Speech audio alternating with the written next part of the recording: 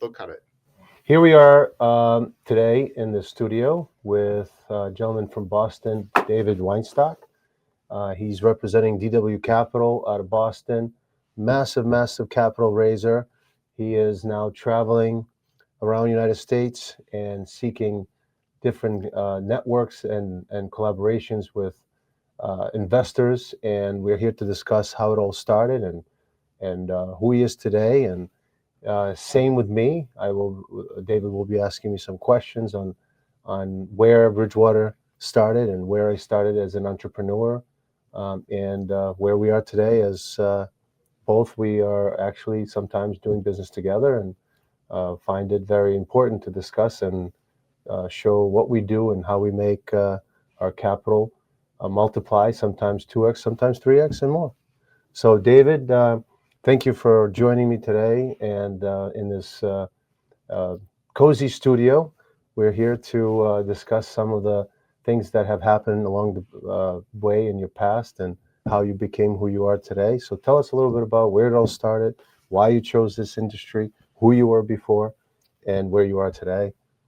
Nazar, thank you for having me in the studio. It's really cool to be here, and I appreciate the opportunity for us to be able to chat for a little while. I love talking about our origin story, how we got here, and what we're doing. And I'm really excited to hear about Bridgewater's origin because you and I know each other both when you started in the building side before you moved into the development side. So I'm really excited to hear about that as well. Um, so, how did we get started? Is that what you'd like to know? I would like to know where you started as an entrepreneur and how that transition happened from who you were in perhaps a different industry, I don't know, into the industry you are today in. Yeah, that's actually a great question. So I did not start in real estate.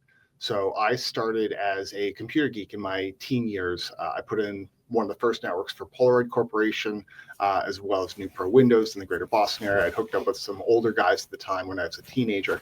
And that path of entrepreneurship really started early for me. Um, some went well, some, I learned from. Tried to sell cookies door to door when I was 13. Did not go so well. My neighbors and my mother bought cookies, but that's probably about it. Um, but really, the entrepreneurship journey started early for me. So again, I tried to sell cookies and brownies door to door. It didn't really work so well when I was 12 or 13. But I had a real affinity for computers and moved into consulting and technology early on. And so I used to get dropped off at the local corporate office park and hook up computers and act as outside tech support pre-internet, early internet days. Fast forward, I did a number of startup technology companies in the consulting space, where I joined a company, I'd be number 300, and then I joined another company, be 150. It ended with me and three other guys in the room, and we built a consulting company and sold it to private equity. Went on to go work in healthcare for a little while, again using that consulting skills, and that went on to go into healthcare consulting. See, I flub a few times, so we're really good at this. This is why we have editors to cut this stuff.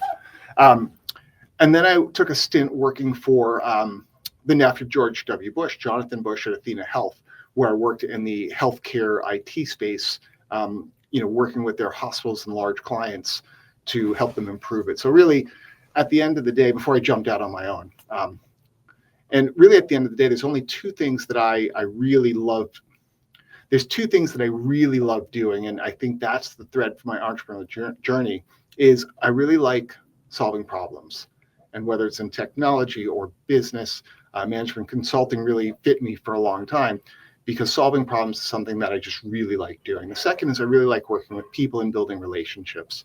And so it's really those two key skill sets that really springboarded me into the real estate realm. So you might ask, how did I transition all this into real estate? Quite simply, I had bought myself a two-family property in my 20s because I was traveling across the country as a consultant and I was tired of paying rent. I had a college roommate move in with me, and on the weekends we'd renovate the units and rent them out and then move to the next one. And so my journey started really by accident as a landlord. And then it was only after all of my startups and after my last consulting company got sold that I really leaned into it. And I started honestly as a developer, and I started doing condo conversions and small ground up multifamily in greater Boston. And that's just grown over the years. So so we founded DW Capital about 12 years ago. That's actually not true. So I basically left the corporate world about 12 years ago and became a developer. Started doing condo conversions, ground up, subdivision, adaptive reuse, and that's just grown over the years. Now, 12 years later, we're about to break ground on a really exciting project, which is converting a golf course right outside of Worcester into housing, both workforce housing as well as apartments and a retail strip, as well as buying apartment communities. And so we own apartment communities in the Carolinas. We're working on something in Texas. We've got, some holdings here in, New England and Massachusetts. So that's basically how we got started. And it's really took me a little while where I was, I don't really like that stuff. So really we got our start in Massachusetts with some projects here and doing it more first as a lifestyle business, and then understanding that we could raise all boats by bringing these opportunities that I was doing with friends and family, and now it's a larger investor pool.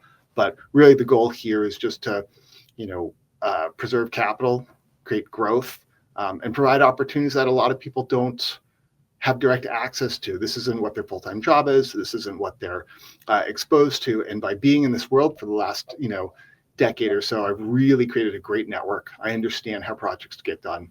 And it brought wonderful people like you into my life, where we've done projects together and we've looked at investments together. And, I look at that as a keystone of growing our businesses. Why don't you tell us a little bit about your business? Let's dive into a couple of things that I've been desperately waiting to ask you, and actually point out something you said earlier, where you were a geeky tech guy that went into real estate, which is really it's a different environment and altogether. But where I see positive, and I just want to ask you questions, whether it helped you or not, which I believe it did, is how being the geeky tech guy that you say you were, and going into what's so important in real estate is underwriting, and how the spreadsheets are important. And you kind of have to be a little geeky to do that, because otherwise, if you approach it with hammer and nails, let's say as a builder, and you get annoyed with all the numbers, that's where you can actually die as a developer. So can you explain how important it is to understand the charts, to understand the waterfalls, to understand how debt and equity work together, how the sponsors have to portray that to any solid investors on any given deal, or otherwise they don't get an investment? Yeah. So what you've honed in on is the difference between real estate being a hobby or being a business. When it's a hobby, you fall in love with the building, you're passionate about it, and it's just fun, and you like seeing all the equipment show up and dig in the dirt and see the building. And I still love that part of what we do.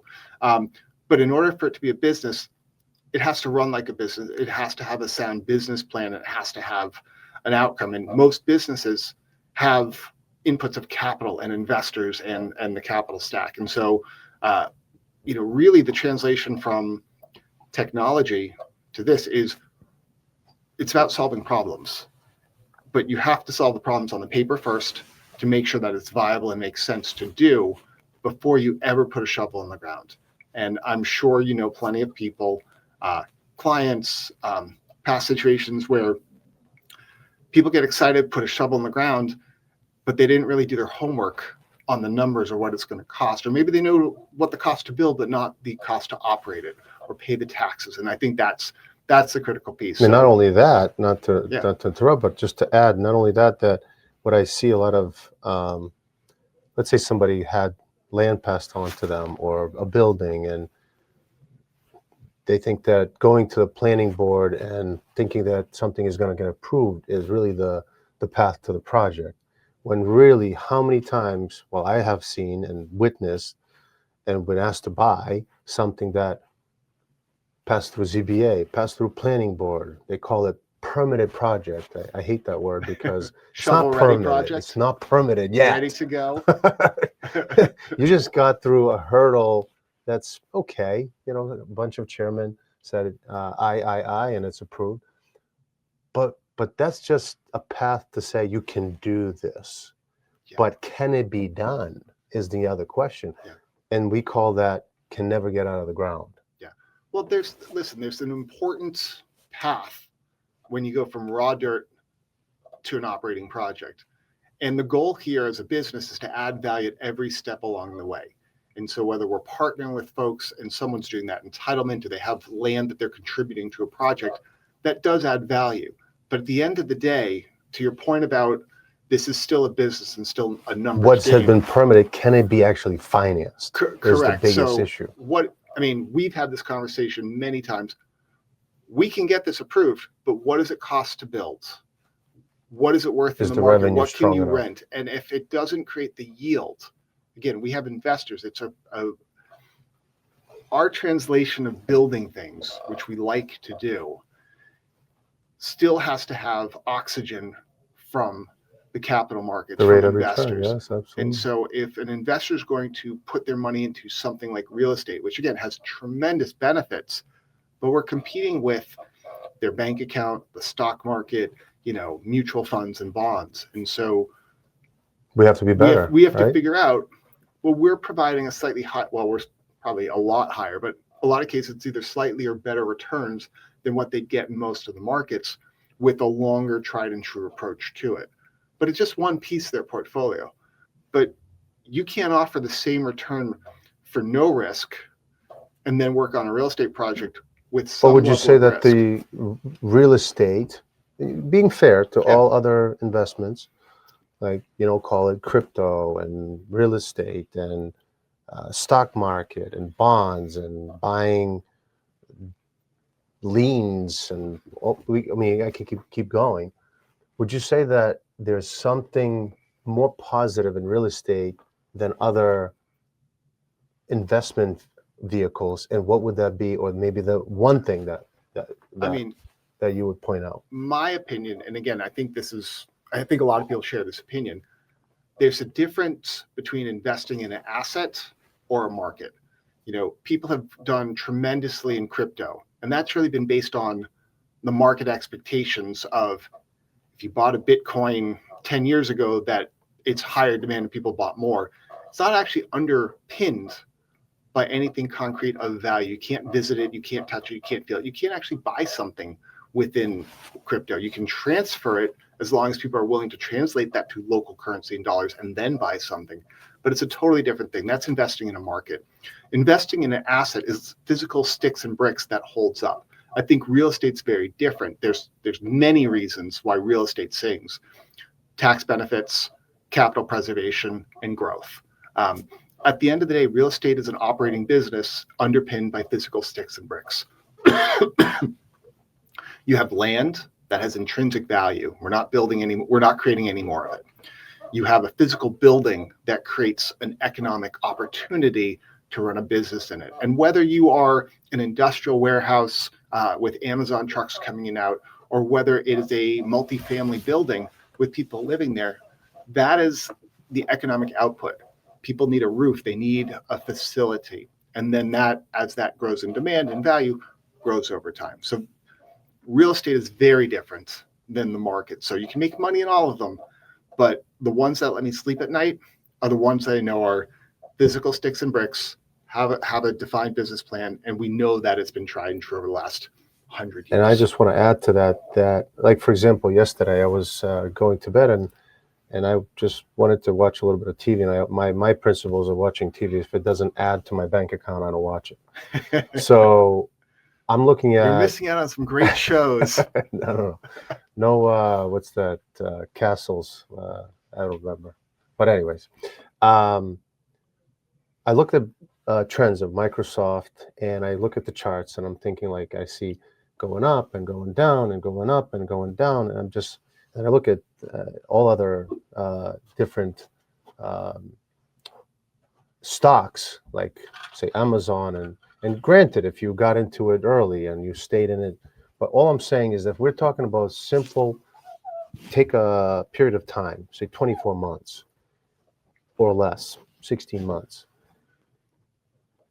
I don't see this in my ground up building. I don't see that in renovation, let's say some simple home flip.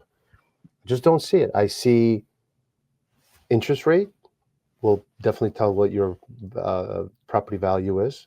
So, for example, you bought a property and you didn't do anything. Let's say, I always say it's maybe a little exaggerated. There's rats walking around and there's nothing that can be even habitable.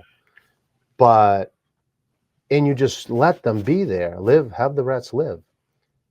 The interest rate goes down 6 months later. Does that property value go up? It does. And there's nobody in there that you didn't do anything.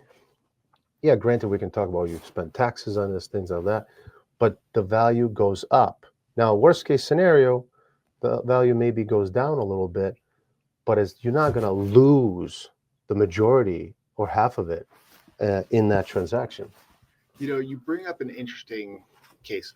I don't think you've really, you may not have thought about this consciously, but you predominantly build in the Northeast, right? Yes. Okay. So we have some of the tightest, most constrained markets. So we've been very fortunate that if we built something today, we're not inventing more land, et cetera. There's scarcity, there's a huge population, there's education, technology. So I think if you were to build something today, it's going to be worth the same or more tomorrow. We've had really great appreciation in the Northeast. That's not the case everywhere. And so I think that's the only thing that people have to kind of keep in mind. Interest rates on the residential side and also the investment side define how much people can afford. So if rates come down, they usually can afford the same amount, but we're all chasing the same yield. That's what the interesting part of it. An investor is looking for a risk-adjusted rate of return by buying into a real estate investment or other assets. And our jobs, on different sides of the coin, but our jobs are to seek that return as best as we can for the market so we can do more projects and do more building and solve the housing crisis and all the things that we hopefully altruistic would like to do while still being a capitalist. The other thing that I will point out in real estate, let's say in Bitcoin, let's just take one Bitcoin. When you realize a gain, is there a way to decrease that gain? Yes or no? There isn't, right? I mean, unless you have other assets. Yeah.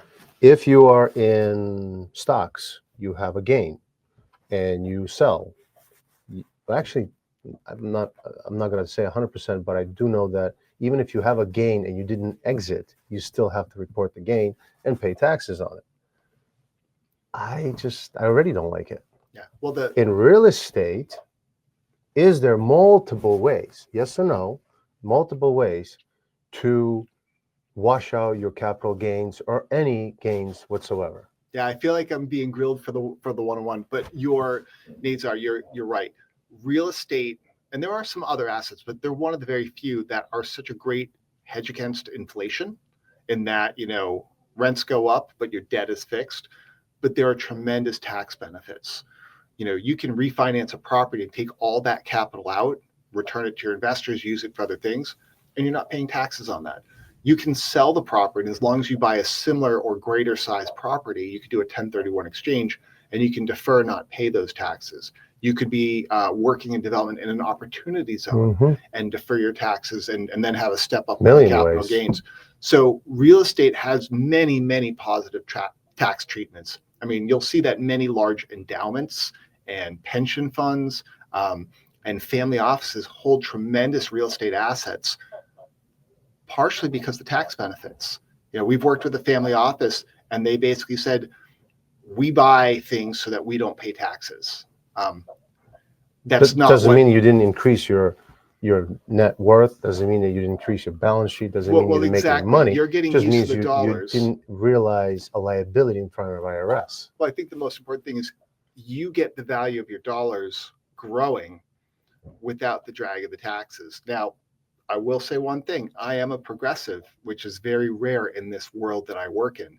I don't mind paying taxes because I think it provides the country we live in. However, all the systems and the beneficial of owning assets are all the reasons that we're able to grow wealth, that these are all the reasons we can provide these opportunities to others. And so real estate is very, very tax advantaged, and it's one of the best assets. But wouldn't you say, take it further, maybe you don't think that way, but I do. And it's not like you said, paying taxes, you have nothing against paying taxes. It provides, et cetera, et cetera. Medical support, and Massachusetts is very strong in that. So there's still tax that we pay for state tax, we pay property tax, et cetera. But what I'm saying is, like, let's say on average you underwrite things where, I'm just going to throw it out, you're making a 15% margin. If you did not pay capital gains, what would that margin be increased to? 100%. It would be triple that. In real estate, you do not have the drag of taxes in a lot of these transactions. It allows you to grow your money faster. You can do with what you want at the end, but again, it's time value of money. Give me the dollar today to invest and grow than to take the taxes out of it now. The power of compounding, tax-free or tax-deferred, will allow everyone to grow wealth much faster. Absolutely. So you want to ask me some questions? I want to ask you lots of questions. Nazar, I've been fortunate to know you for a few years at this point, probably more than a few years at this point. That was meant to be, I think. I think so too. But I think the way you started is really interesting. And I don't know that everyone knows your story of where you came from, how you got started, and then fast forward to, building Avatar and building Bridgewater. Can you very quickly just, how'd you get here? I swam.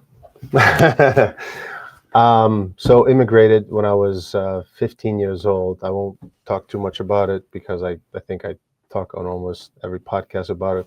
It's interesting, but I'm sure that people have gone through worse, and people have had to hide in some chest, in some wooden suitcase, to get in some boat, in some storage container. You can minimize it, but the truth is, as a teenager, you left your home of Ukraine, came to the United States, and had to build a brand new life from zero. So what I think what was tough is landing in a completely different environment, and I would call it, I was living in what I thought was the world, and it was not the world. It was just a small little closet. And then when I tasted the world, it was difficult to absorb. But what I found real quick is that I don't think the environment makes you an entrepreneur. I think you are who you are. The environment multiplies who you can be later on. So I think if I was staying in Ukraine, I think I would still become someone. I don't know who that would be, and I know it would be income related. Definitely not. I wouldn't be poor, because I was always striving to, how can I make something and sell it? How can I create something and multiply? So how can I create value? You're I was always into it. Yeah. So if you gave me, a manufacturing facility to make shoes, I'd be good at it. I don't know if I would be passionate about it, but I would do whatever it takes. I think my passion came from wood. I don't know. So the wood then goes into, there's wood in construction, and there's wood in real estate. Obviously other elements, but it started there. So I started from the carpentry, then I went to saying to myself, whoever paid me for work completed, I would always try to ask myself, why am I not him? And when I became him and somebody else paid me, I said, why am I not him? Yeah. And so on and so forth. Now my thoughts are, why can't I be a lender? Why can't I be an investor? Why can't I have a private equity firm that's buying businesses, instead of me working so hard to create a business and what? I'm going to be 60 years old, instead of perhaps we're buying time, right? Because how much time do we have? I'm 40 something years old, and maybe if I'm lucky, I have 30, 40 years left in me. Yeah. So time is the most it's the biggest commodity. Anything we so do. How can I speed up by doing the right? I've made a lot of mistakes. How do I try to fast forward a little bit? It's not easy to fast forward, because shortcuts never end up good. And I learned that in the last 10 years. But how do I, on my mistakes, now make the right choices, but fast forward in the way of positioning myself in the environment I'm in? So if it's real estate, where should I be positioned? If it's in construction, where should I be positioned? And the reason I'm choosing not one and many is because I believe in any economy, different branches will fire differently, and some will fire none, and some will fire more. But I also don't want to forgo any of the experience that I've received. So, for example, if I became an investor, isn't there money to make in construction, as long as it's not derailing me for where I'm trying to be in the real estate market? So fast forward, I'm in real estate. I wouldn't call myself an investor because I believe an investor word is a very strong word. Just like a CEO, people open up a business and they call themselves a CEO. I wouldn't call myself a CEO unless I had $1 billion company. Well, I think you're a successful business owner. You are focused on growth and bettering both yourself and those that you serve. I I think you launched Bridgewater because you wanted to make that next level. Correct. And I start seeing that already beginning to come together. I mean, prior to Bridgewater, how many apartment buildings had you built? Not many. Yep. What's your current I would say prior to Bridgewater, how much money did I raise? Zero. Yeah. But what prior to Bridgewater, like how many large apartments buildings had you built? No, none. None. That's right. None. I mean, That's right. beautiful luxurious Hotels, houses, things like that. You've done Hotels, yeah. hotels. You did, Yeah. Surgery clinics. Like it's not that you haven't done real Yeah, builds, absolutely. but it's not in the same investment class Correct. and space. Correct. We're here to discuss multifamily What's your investments. current Absolutely. project that you and I were talking about that you're just about to break ground on? Well, there are a couple, but one that's probably my K2, which is Everest. Mountain to climb, is 252 units in an opportunity zone that is in submarket of Boston, in Manchester, New Hampshire. So you very quickly went from a very successful construction company, which you still have and still run, into more of this larger development space. And again, we just had the conversation prior to Bridgewater, like I haven't built anything of a large multifamily of this sort. And now you're about to break ground on something that's about 280 units. And, so I think that's the thing. And it's going to be very challenging to finance. It's going to be very challenging to raise money because, I mean, at the end of the day, I'm no Grant Cardone that raises hundreds of millions of dollars. But even him, he started very late in his life due to his drug addictions. And it's public. I can say that. Look at Uncle G now. But at the same time, look at exactly. So I say to myself, if I'm serious, he started 50. Let's say I started 40. If I'm serious, I have no drug addictions, never had any, so I have something higher. Has a wife and 2 girls. I have the same. She's faithful. My wife is faithful, and because usually divorces will really mess up a guy. They will. Probably destroy him. So I stay away from any of that stuff. Make sure that everything works well, an oiled machine. But again, I think it's how you commit yourself to a certain thing. What are you willing to give up? Again, I wouldn't give up my kidney or liver. In other words, health for money, because what good is the money when you're not there? I think the question, like whether they use this or not, I don't even care. The question, honest between you and I, is, are you enjoying the journey? Because if this isn't fun to do and it's not rewarding to where you think you're getting, time is too precious and too short. And so, you probably make good money doing your construction business. You don't have to move into the development side. You like the challenge. It's fun to you, even though it's stressful. I love what I do, even though it's stressful. And we've talked shop about that stress. But we do it because it drives us. It's fun. I mean, I love talking to you about this kind of stuff. I will talk to anybody about real estate and investment. I love learning the new things. And I don't know about you, but every project is different. I learn something from every project. I may not want to do the same things I've done before. I'm not looking to build a lot of single family houses anymore. But certainly I've learned a lot from it. As mechanical as one has to be to create what I call a conveyor line of business and deal flows, I get bored. Yeah. And that's my personality. I get bored, and that's what makes me push myself forward, push myself and propel myself. And as you mentioned, you could be happy just having a successful construction company and do that. It's not because I'm just bored doing that. It's since my childhood, and perhaps that just embedded in me, is that I was always saying that my current state of where I am, I'm not happy. I'm not happy. I'm not happy. And I wondered why. What was it that you're not happy about? You're still alive. You still have both limbs or all limbs. But I think that the unhappiness was that it's achieving the higher of you every time. And I think it's necessary to achieve stuff. I mean, to achieve different levels in life, whether it's wealth or knowledge. But if you don't have that hunger, I think you go stale, and going stale is not fun.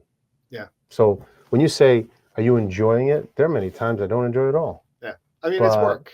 There's always work. It's hustle. It's work. It's sometimes the other day I was just like, I'm so exhausted. Yeah. How fun is that? But today I wake up and I get to do a podcast with you. Yeah. And that's privilege. And this is why we've talked about joining forces, because honestly, I love what I do. I get to do it. And even my stressful days, there's always a light and a reason I'm doing it. I know the stress will pass, because you can't be happy unless you've had some level of adversity along the way.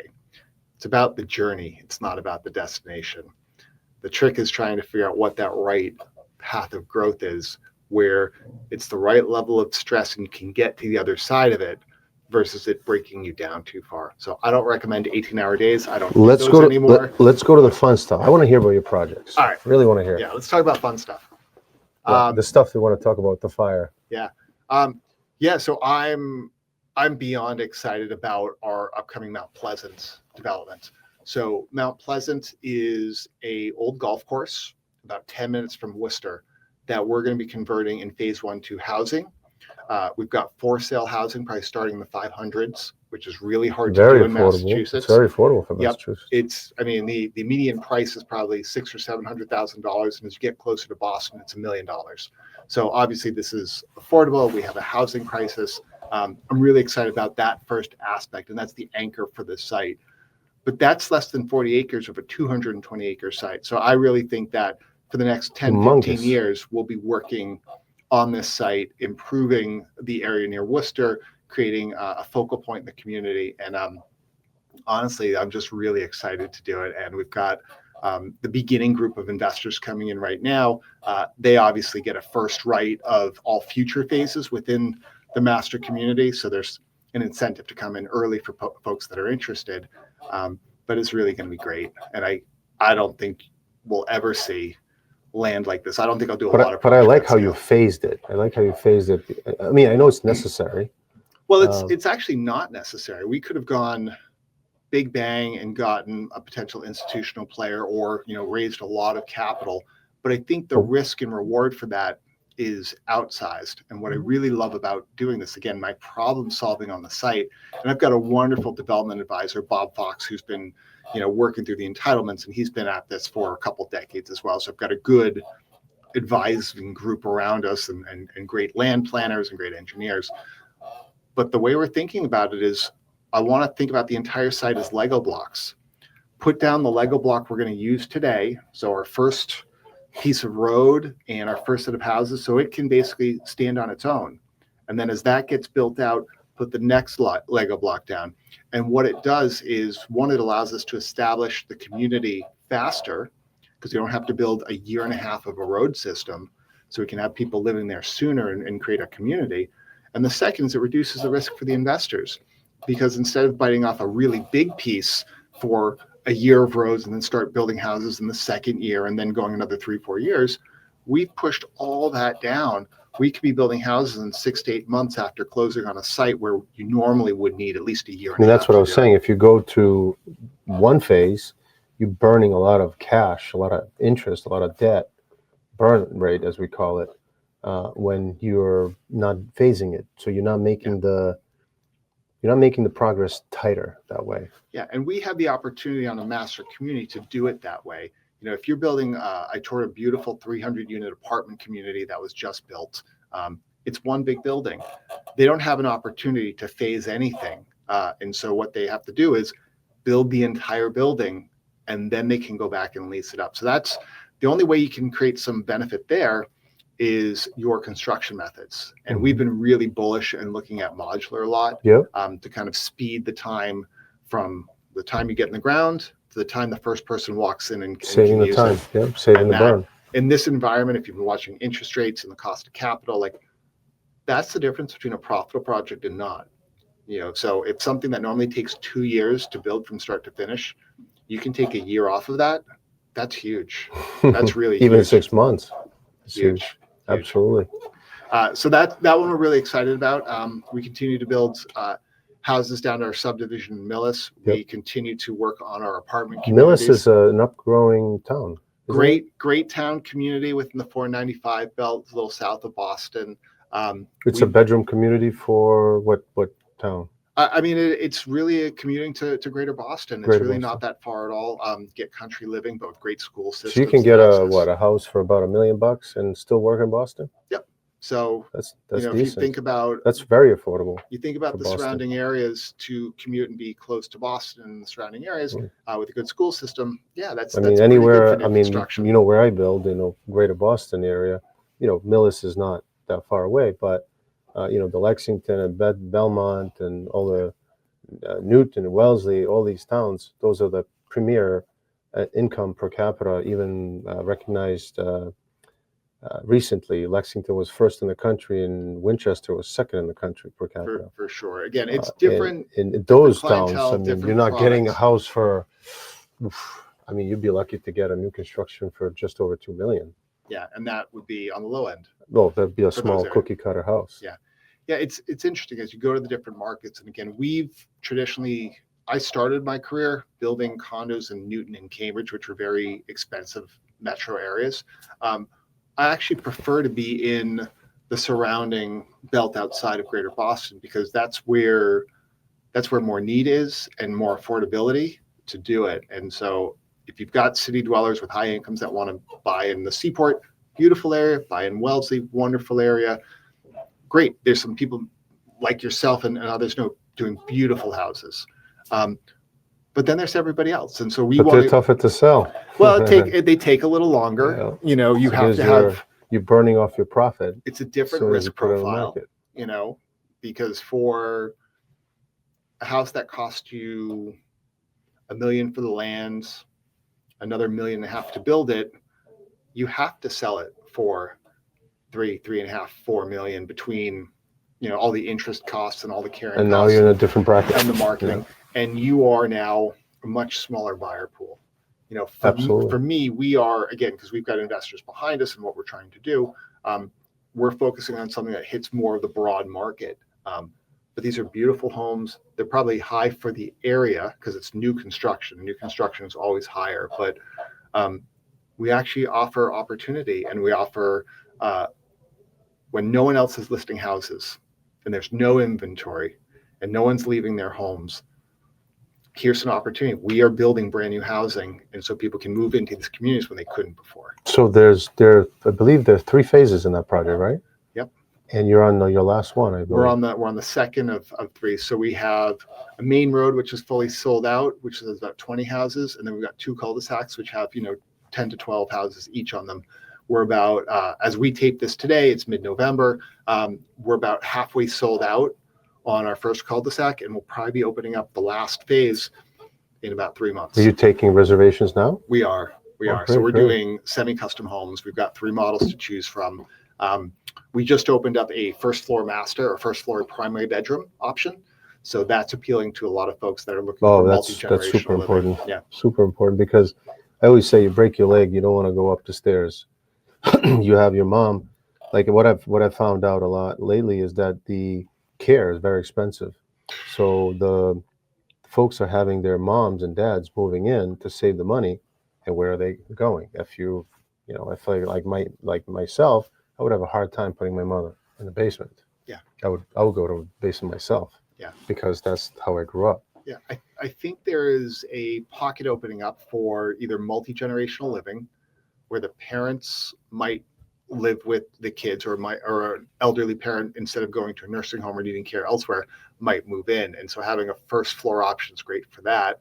You also have folks that are downsizing, so they're in their early 60s or early 70s, and they're like, we don't need the large 2-3 story, up down to the basement and back that they had when they had 3-4 kids running around, or even 2 or 3 kids running around, and they're looking for simpler living.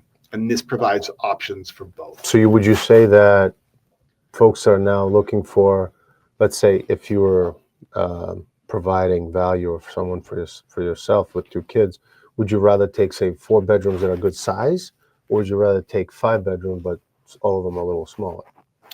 And how do you see that on the evaluation? Yeah, I mean, for us, we've built predominantly 4-bedroom houses, sometimes 3-bedroom houses. I think that's really where the market is. We follow a lot of the data. So people are having less kids, they're getting married later. So household formations are changing for what it was before. There's been a bulge of enrollment. We also have a huge aging population over the next decade or two that are going to need less.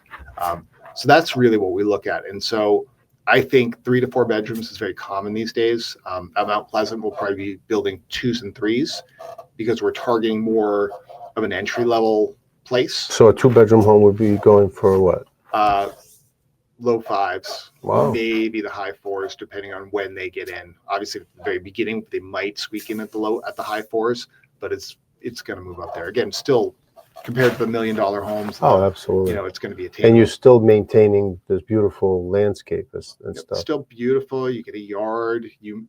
A lot of them will have basements if they want them, but they can have single floor living. They get a nice community. There's going to be amenities down, walking trails. So any HOA for those folks or no? Yeah, it'll have a small HOA to cover. We've got amenities, dog That's parks. what I mean. And so HOA is not usually terrible. It means you're getting something for it. No, for sure. And if it's just for pumping water pressure, that's not so much. And it'll be nice because amenities over time will add things, and there might be opportunities to use the pool at the apartment community, or maybe there's going to be a larger gym or a playground up in the back. So we just have to see how it evolves. Gotcha. Yeah. Amazing. Do you have any for investors, in case they're interested in putting some money? We have year end coming up. Do you typically have a fund? Do you maybe avoid funds and simply just direct some other ways, or how do you? Yeah, what do I want to tell you about this? Let me think about this for a second and kind of talk extemporaneously as I think about it. All right, yeah, I got some ideas. So we try and so we're very excited. We actually we use a very novel funding mechanism. So we have what's called a customizable fund, and it allows investors to basically invest.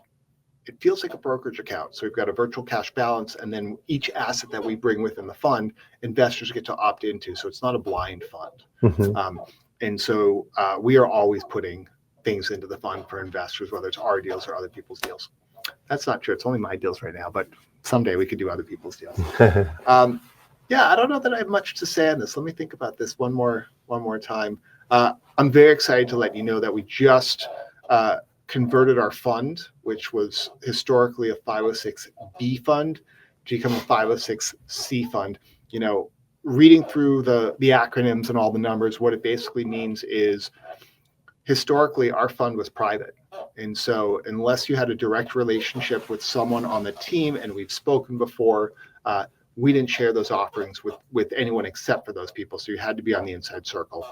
We've just converted the fund to allow us to advertise more publicly and increase our investor community. We haven't done that in a formal way yet, but it does create a lot more flexibility to grow our investor base and do more projects. But if somebody's interested, they can contact you. You can give them anyone who's interested in what we do and what our investments look like. Again, this is our business. We love working with people. They can just go to our website, dwcapitalllc.com. Obviously, my contact information. Yeah, and then we get straight right to you. Yeah. Right. And it's me or one of the key guys on my team or a small team. But yeah, very we're very personalized. We're very hands-on. You always have an opportunity to talk to me, which I think is different. There's a lot of big investment firms where you never know who's behind the scenes or what they're doing. You want to go to the guy that's responsible, and I like the same way. I always welcome. Yeah. Sometimes even customers, going a little bit away from the investments. Customers come and they say, I want this guy on my team. Yeah. I want you. I want this. Let me ask you a question, and it's a dual question. Mm-hmm. We've talked about this business a lot. What do you think is the most important? If there's one word or one theme, what's the most important thing for an investor in one of your deals or my deals, or whatever? What do you think that one thing is? The investor wants to make sure he gets paid back. You think so? I would say the two words: pay me. So I think the security. I think the security is what I find. What at least you asked me a question. Yeah. I'm going to give you an answer. Is many investors, small or big, I ask, especially smaller ones that haven't had much experience, they're wondering, who are you? Yep. Have you returned money before?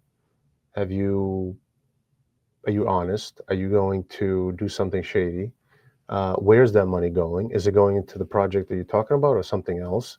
And are the timelines true? And what are the guarantees? So I simply just asked those questions myself. Yeah. And I said, well, if I give you money, meaning me, yep. If I was to give myself money, what would I want? Yeah. And I literally put that out. And some people are like, there's no guarantees. I go, well, there's no guarantee as in, only God knows what happens. I don't know. I could die tomorrow. There's no guarantees, but there's a personal guarantee from me, personal and my balance sheet, that protects you from whatever worst case could happen. Now, if that's not good enough, you can also put a lien, what's called a second mortgage, on the property, and a note. And I think it's pretty tight. I don't think any that I know of investment firms or developers do that, nor they even pay near what we pay. Yeah, they don't. So I think... And I do that because I want to be responsible. Yeah. I mean, as soon as you take investors' money, you start losing sleep. Or you should. I don't lose sleep. I think I need to sleep well to go to war every day, and that is business war. You gotta lose sleep a little bit. Yeah. So I think the critical, when you're thinking from an investor point of view, the first is know, like, and trust. Do they know you? Do they like you? Do they trust you? So that's really important. Are you working with honest and ethical and moral people? So obviously you've got to check that box. You brought up capital preservation.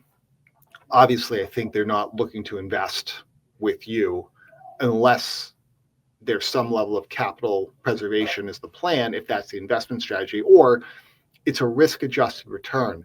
Do they fully understand the risks for the return they're trying to get? But I think there's actually two other things that are really critical. Those are starting. You have to do those things. And then the next thing is, obviously, you think that you need to deliver on your promises. The one thing that I think is just as important as delivering on your promises, and delivering on your promises is probably more important, but communication. And one of the things that has been a pet peeve that I've invested with other people, and even some of my early partnerships, is in order to solve problems together, in order to achieve the goal that you set out together, people have to be great communicators. Above all, because if an investor calls, you need to be able to answer the phone, have a conversation. You can't hide from bad news. You can't hide, if you don't know the answer. You have to go find it out and figure it out. If you haven't thought about it, you need to go and figure it out. I think that's the key piece. And for all my vendors, for all my contractors, for all my partners, everyone has to pick up the phone. Everyone has to get together. Not only it's also good to report. Say if you have monthly statements or quarterly statements, or we have that too. Sometimes I even invite investors to the job site. I'm like, come check it out. I'll walk you through, put a hard hat on, and people enjoy it. They said in many years that they've invested in real estate, they've never been welcome to the site. I was like, that's the fun part of it. You own part of it. I love seeing that stuff. Part of it. I want to come with a hard hat. I don't know what I still want to come with a hard hat. I want to dig it up. I want to talk a little bit about if your firm, I know mine does, but your firm would uh, invite 401k guys that would want to defer their capital, while in the meantime, you multiply that capital over time. Yeah, we can take funds in lots of different formats. So we can take self-directed IRAs, we can take solo 401ks, we can take direct capital investment. There's other ways they can do it. We even take 1031 investors sometimes if it's a large enough piece and the project can make sense of it. Obviously, it has to be big enough because there's some complexity to doing it. But yeah, I mean, again, we are looking for ways to reliably deploy investors' capital alongside ours to help grow it. And there's multiple ways we can do it. Absolutely. Same here. I always say, if you have, let's say 401k on average, I'm not going to speak to what somebody makes because I don't know what they make, but on average, it's anywhere from 4% to about maybe 15%. Maybe it'll reach to 20% once in a while.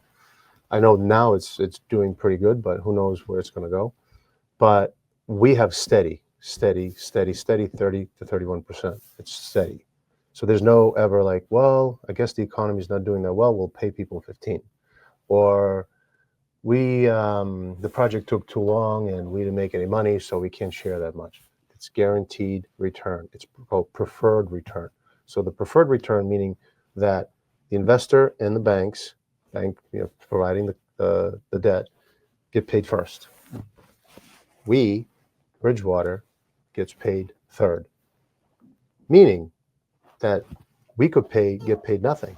Never happened, but it could be. However, the preferred return gets paid first. So for those that don't understand about how investors typically are protected, it's protected through a preferred return, which means that they get paid first before the sponsor gets paid. Yeah. So, and the sponsor is actually the orchestrator of the whole deal. Yeah. So preferred return provides a priority of cash flows to the investor first. So anything that the asset generates from cash flow and their first amount of profit has to hit the investor's preferred return first before there's any type of profit share or anything going back to a sponsor. It's like saying the horse and the rider. If the horse is the sponsor and the rider is the investor, the investor eats first. Yeah. We typically get paid last as well, but that's by design, because if we do our jobs and we execute and we deliver what we're supposed to do, everybody eats. Oh, of course. That's the whole point. And if there's a bobble along the way, and listen, there are things that happen in the market. As much as we plan for and try and control, there's things that happen in the market. We couldn't plan COVID. We can't plan, supply shocks that happen or what's happening politically. All we can do is plan the things we control and make those. And sometimes that changes the return profile. And if what our assumptions are don't pan out, the investors shouldn't be penalized fully for it. We can take the hit. This is the business we're in. Hopefully we've done our homework, but we have to do everything to make them as whole as we can. A couple of questions I have. Is there one thing that, maybe two, however many you would like to list, that you do differently than versus other friends in the same industry, let's say capital raising, ownership of assets, that you find that after looking at everybody, what you do different, one thing that you took that said, you know what, I'm going to do better than others? Yeah. Would you think of one thing that you do better? I think we are, not to put you on the spot or anything. No, I think we are head and shoulders better about establishing trusted, long-lasting relationships. After more than a decade of actively being in this business, not in the corporate world, but owning real estate and being in the investment space for 25 years, people call us to solve problems. And so as much as I've got a full-time acquisitions director and we've got capital markets and I talk to investors and we lead the shop, I think because of the strength of our relationships and trying to add value, like, again, back to solving problems, it doesn't matter if it's my deal or not. If someone comes with a problem, I want to be helpful. And I think that's not the case in all the firms. And if you've been around this industry enough, a lot of people put their elbows out. Where others care a little less, perhaps. I care. I care to protect investors as well as people trying to execute deals to do it correctly. I've certainly made my mistakes, and I've had a great You know set what of it's like to lose advisors. money. I know what it's like to lose Absolutely. money. And Absolutely. I I've wouldn't want lost. anybody to lose money because of me. Absolutely. So- Again, I lose sleep at night, whether it's my deal or not. I feel bad. I've been pulled into consulting for other groups to try and figure out how to solve problems. I think that's an accolade. I feel, Well, that's a compliment to be pulled in. yeah, I feel bad for the situation. I do my best to advise and get as good a path to the exit as we can. But yeah, we think about it for our deal. So I think it's my relationships and solving problems. That's awesome. Yeah. That's And good. then the second thing behind it is, again, communication, because you want to be able to reach out the phone. And I'm always intellectually curious. I'm always looking to learn myself. And I've learned a lot about this industry in the last couple of decades. Being able to share that knowledge, an informed and educated investor is the best kind of investor. You don't want people that are just giving you the money because it looks shiny. Or you're good at selling or something. Yeah. Yeah, because listen, everybody has to promote their brand and what they're trying to do. But this is not transactional. I've had investors for a decade or more in some of these situations that continue to reinvest with me. And some deals have gone stellar, some have gone okay, but the reason they keep coming back and they bring their friends or they bring their family is because we communicate, we solve problems together, and we always have everyone's interests to lift all boats together. One of my favorite quotes from Steve Jobs is, if a customer comes and buys a product from you, you have a customer. If a customer comes back and buys again from you, okay, hold on, wait a minute. My favorite quote from Steve Jobs is, when a buyer comes and buys your product, you have a buyer. When a customer comes back and buys your product again, you have a customer. When they recommend your product to someone else to buy, you have a brand. Yeah, that's beautiful. So I like that. And that goes also to the next guy. That's my favorite, Warren Buffett. And in order to get to that level of what Steve Jobs says or said, rest in peace, is when you wake up in the morning and the first thing you think about, I mean, there are different versions of this, but when the first thing you think about is your customer, you will be successful. So that goes hand in hand. Because if you wake up in the morning, you think of your investors, like, what can I do? I got to call this man because he's wondering when his exit is, or maybe he's got a concern, maybe he heard something about tariffs and he wants to know if it's going to be a problem, right? So you kind of like, you feel that, and you're like, if I was him, I would want to know. So I'm going to call him before he worries about it. Hey, sir, there's this going on with Trump, Canada, whatever. Tubbs coming in from Canada, have a tariff, but we got this. Don't worry about it. Yep. Let's just say you did that. Now, what do you think he's going to feel? Feel peace? Talking at a dinner with a friend, he'd be like, this guy, Dave, I gave money to from DW Capital, crazy guy. He calls me out of the blue telling me that don't worry about it before I even learned about it. So now you have what? Yeah. A brand. Yeah. But that's your job. Your job is to think ahead and solve the problems. That's what we do. We've got taglines we play with. We make your money work harder so you don't have to. Case in point, people trust us with their capital to grow it and to protect it. And we do the work to do it. If that transaction, if that contract is not being met, then we're not doing our jobs. And same thing for me, a simple company I own, which I'm reaching to a brand at this point, a local brand, and I hope it grows further. Is it kombucha? And that Tell me is it's kombucha. Just kidding. What brand are you working on? kombucha, yeah, Ukrainian kombucha. Attach Builders. So interesting point was about a couple of weeks ago, customer that I sold the home to, didn't build for them. I mean, they modified a few things and they felt like I built the home for them. Invited me probably about 5 times to a dinner at home. And kept asking me, Kemi, my Wow. wife and I want to cook for you. It's all about the relationship. And I'm like, and I almost said to myself, what do they want from me? Like, why do they want to cook for me? I mean, obviously, I wouldn't cross the mind of like they want to poison me or anything like that. But I kind of had to ask. I go, with all due respect, why do you want to cook for me so It's bad? kind of interesting. And they said, like, basically, like, hello, what do you mean? You built this beautiful house for us. And I said to myself, I didn't build a house for you. I built a house for sale. But see how they looked at it? You built a perfect house for us, and we want to thank you for it. Even though they, paid full price. So I was busy, and today, finally, at 6:00 today, truthfully, me and my wife are going to his house, and he's going to cook an Indian dish for us. It's an Indian family. And probably about a month or two back, I built another house locally in Lexington. Same thing, for sale, modification.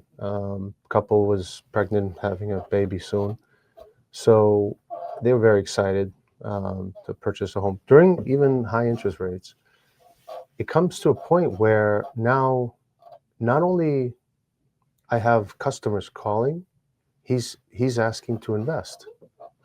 And I said, just want to know why you're so open. He goes, what do you mean? You put a warranty in writing, and you completed all the items on time as if you should. I go, but that's my duty. That's my contract. That's my obligation. And he goes, I've heard all kinds of stories. Yep. And because you're so respectful to what you put out and sign, I trust that you do the same with other responsibilities. This is why relationships are so important. Do what you say what you do. That builds trust. If you sign Deliver the on your dotted line, promises. be responsible for what you sign. Yep. Deliver on your promises, and it does not go unrewarded. Every customer, every investor won't be an evangelist. I'd wish they were. Everyone has their own attenuation that they bring to it. But if you're consistently doing what you say and saying what you do and doing it with gusto, you'll be popular for it, right? People will remember you for it. And clients like this who invite you to dinner, who, again, I fly into different states and people will change their schedules to meet me. I'm at their behest. My investors are my customers. That's a good question. If you ever talk to anyone else who's in this business, ask them casually, so tell me about who your customers are. If they don't say our investors are the most important customer to us, right? Find someone else. You're right. Find someone else. I'm building an adult daycare facility in Chelmsford, Massachusetts, and I can already see that customer potentially will be, not could be, will be my next big investor. Yeah. And that comes down from the trust that she put out as a very seasoned business person who owns many of the facilities, has upwards of 950 employees, very strong, ambitious businesswoman,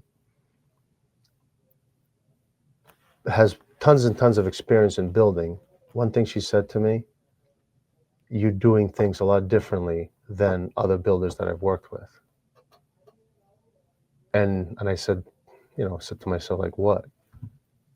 And later on, she said, you actually follow up on your promises that you put forth to deliver. Yeah. So we entitled the entire project, and what made her really get interested in and really trust that actually what I put in the contract is true is many contractors, many developers chase the change orders, and I think that's really the way to the trust. But what I've changed in the last, I would say, 2 to 3 years is really projecting the true cost. And when you say true cost, somebody has to be experienced enough to project the true cost. Yes, it might be on the big table,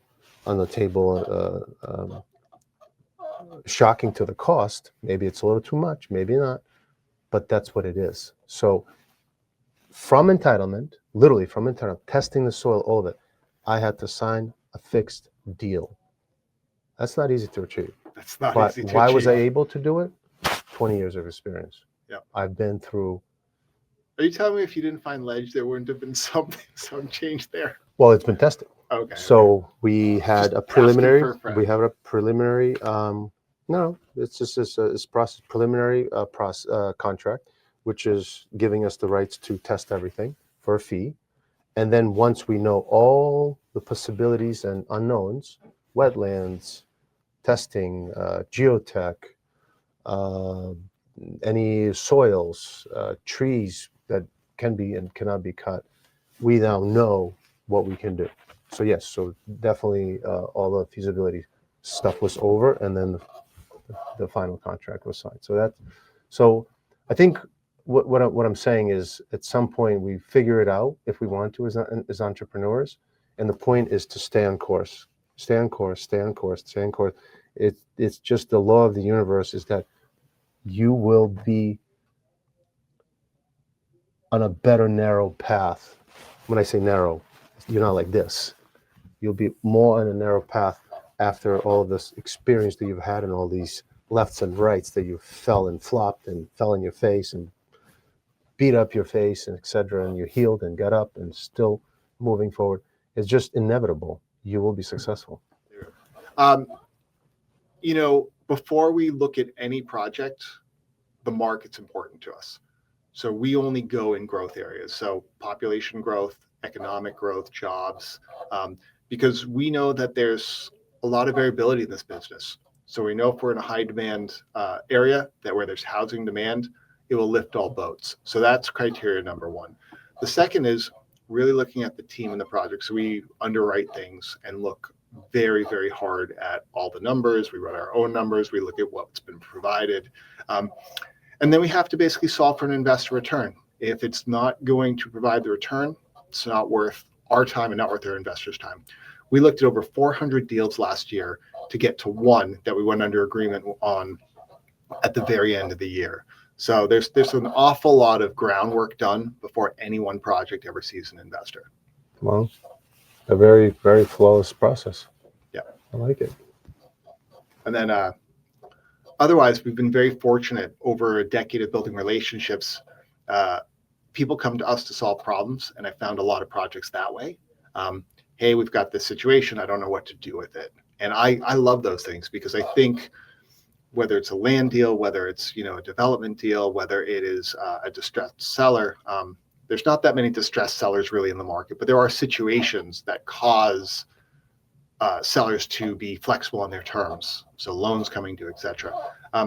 We love to solve problems for people. And so when people bring it to us, we'll do our best to try and give it to it. It may require a deferred payment. It may require them becoming a co-investor so that we can salvage some of their capital. But we can't do it but we can't do it by minimizing our investors. So our investors still have to come first.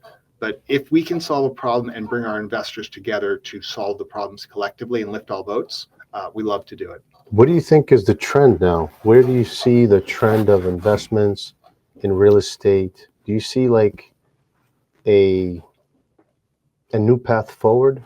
Because we know that the history was wiped out during COVID, right? Yeah. I mean, we just been rewriting it over and over, and I don't feel like we're on a right path yet. It's always something. It's either a war or elections and this and that, and now it's 50-year mortgages, and it's a mess.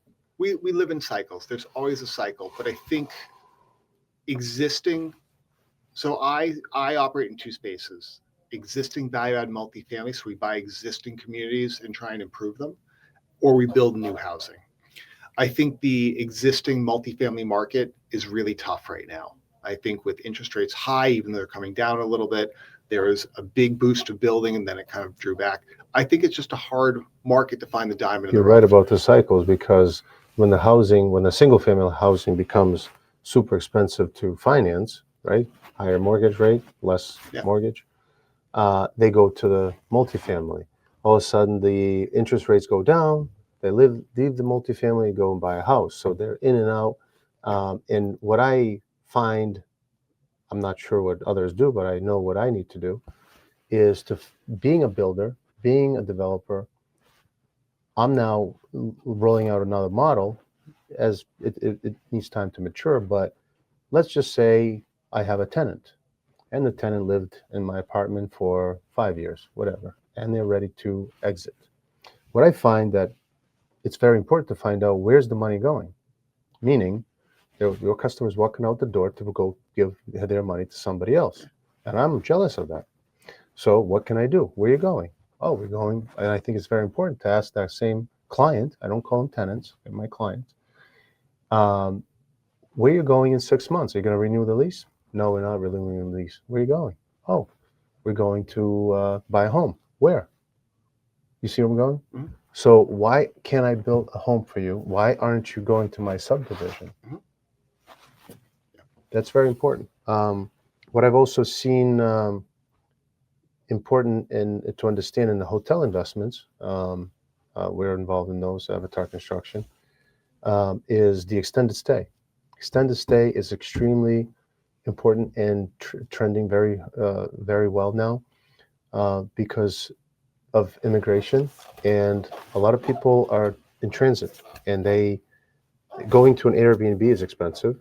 Renting an apartment, you have to give first month rent, second month rent, or last month rent, deposit. I mean, that's like putting down money on a Yeah, it's mortgage. crazy. It's crazy. Yeah. You go to an extended stay that's reasonable, maybe a couple of beds, a little kitchen. Now you can put a family of four, as much as a four, and there's no down payment, right? You're not paying for any electricity bills and any of that stuff. Yeah, maybe it's a little more expensive, but it's still overall But it a works. very It good works. deal It works in the value. ecosystem. It works in transition. So I see that's kind of um, trending very well. We've been in the process to design build a few hotels in that sector. So That's happy cool. about that. I think there's two markets that we're fighting with right now that are going on. People are getting married later. Household formation is later. They're having less kids. And as things are happening later, our housing market's really constrained on supply. And so costs are going up. So people are delaying purchases. So what does that do? We are creating a larger chunk of people who are renting by choice for lifestyle, for etc. But it creates a lot more room across the whole ecosystem of what we're trying to do. Um, you've built homes, I've built homes, we're building apartments as well, we've built condos as well. Really, you have to be in the right markets for this. So I think building houses, particularly in the New England markets, if we can find the land at the right cost and build it, we have so much pent up demand for housing that we have both renters and buyers at our beck and call to kind of build here. So we've got both home buyers and renters, really 2 or 3 people deep looking for this. Now, it's not all luxury product, so it's not all $1 million homes and 5,000 a month rents. But if you can provide a product that makes sense to people, it'll definitely be consumed because everybody needs a roof over their head. And especially affordability. So I'm not talking about like government support affordability. Yeah. Affordability and giving them a little splash of luxury. Yeah. That is really a need. It is. So part of our strategy at Mount Pleasant was specifically to put a product in the market that is attainable to people. It is new construction, but it's a smaller footprint, but it allows people who were stuck in high rents to be homeowners for the first time and start that generational wealth engine going with home ownership. And again, being able to afford a home at a reasonable age Absolutely. Is going to be night and day. And we think those are going to be very well received. As much as many entrepreneurs will say a home is not an investment, one believes, one doesn't. A home is the number one store of generational wealth in the U.S. It is the first chip in the game. I think folks that are entrepreneurs and say, "Oh, a home is not an investment." You're right. It's not an investment that is going to make you money today. But what it's going to do is provide an opportunity to move your family ahead. It's the first way that people leverage it for if your kids go on to trade schools or to college or for unexpected expenses. It becomes a piggy bank over time. When you pass, that is the most sizable chunk most kids will inherit in appreciation at all. Yeah. And so that is the number one entry to generational wealth. If you can't afford to buy your own home, your kids do not have that first leg up. But also that quality of life. I mean, you rented before, right? Sure. For a while. I've rented. I probably moved, I don't know, 7, 11 times. I don't know. But a good amount of times. It gets very annoying to move. Furniture breaks. You kind of like, you think it's your home, and then it's not your home. But the worst I remember is that being told what to do constantly.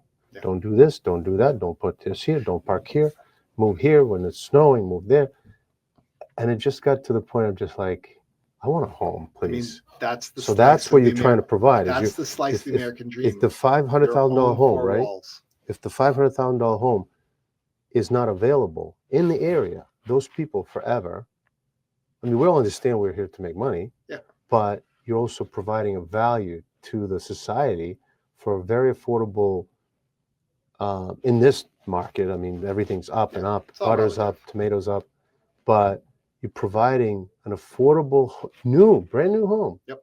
for a first-time buyer that forever they could be renting and not having that quality of life that it's not really much to ask for to just have a home. Yep. You can do well by doing good and still have capitalist leanings. But you have to make the choice. You have to find the right situation, and you need the right political environment that supports it. And you found a golf course that gives you that opportunity, which is super. We had the opportunity that we had a 220-acre golf course. The cost of the raw land being a golf course was something that we could push and pull on. So we're able to put housing on and really minimize that land cost to build an affordable product. How many acres? 220. Wow. Yeah. Wow, So wow, I said wow. this is a decade of Congrats, work. Man. Decade of work for us. Congrats. But it is possible to do well and do good at the same time. You just have to be very careful about what you're trying to accomplish. And anytime you're providing housing, I think that's good. Yeah. Little slice of the American dream. 4 walls to call your own. I don't a little know chunk of generational wealth. Control your surroundings. I mean, isn't that what we all hope for? I don't think I've seen a $500,000 home since inception of 2007. Yeah, it's very hard to do. So for a first-time investor, I think they should just ask any questions they have. You know, we think an educated investor is the best kind of investor. Ask away. Yes. Hey, Dave from DW Capital here. Thank you for joining me. It's been a pleasure talking to you, Nazar. And, you can vote on who the better looking one is. I decided to roll with the beard for November, but I can't do the entire beard. I have 2 little girls that are very sensitive to pokey hair. Thank you, David. This was an amazing time. We took the time from our families on a Saturday to get this done, but business comes first. You said you didn't like your family. You wanted to get away from them. I always say people say family is first. As much as I want to say that, it is true, but business is cold as ice, and it doesn't care about your family. You have to do what the business demands. Yeah. I think that's my go-to. It's funny. I think the priorities in life, like everyone has like what are your top few things? And it's almost this order, but it's not, but it's what rhymes the best. Health, wealth, and family. Those are the 3 most important things, I think. Health, wealth, and family. That's a good order. And then if you don't have health, your family is going to struggle. Yep. If you don't have health, your wealth is going to struggle. So you're right. So people will say, again, I say it that way because it rolls off the tongue of rhymes, health, wealth, and family. And then I think relationships, like you need a community around you. If you don't have money, your wife's going to leave. Your kids are going to struggle. So those will say. So that's family. Maybe you need to switch. Again, I'm not saying this is necessarily the priority order, because I do think that someone could easily make a case to switch wealth and family. So health, family, and wealth.